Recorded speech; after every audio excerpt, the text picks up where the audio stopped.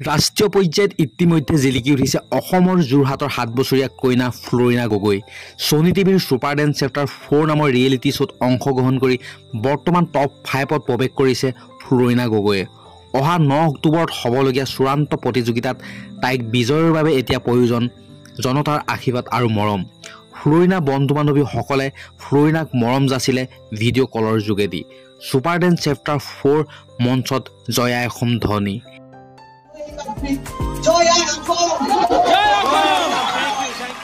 এক সুন্দৰ মুহূৰ্ত চাওঁ আহক আমি এই সুন্দৰ মুহূৰ্ত।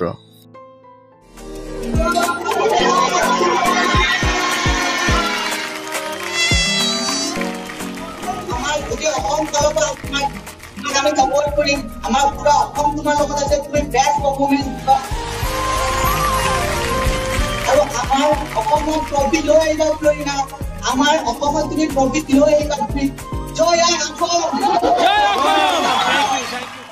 তো বন্ধু বান্ধৱীসকল আকৌ এটা নতুন ভিডিঅ' সৈতে আপোনালোকক আকৌ এবাৰ লগ পোৱা প্ৰতিশ্ৰুতিৰে আজিলৈ ইমানেই।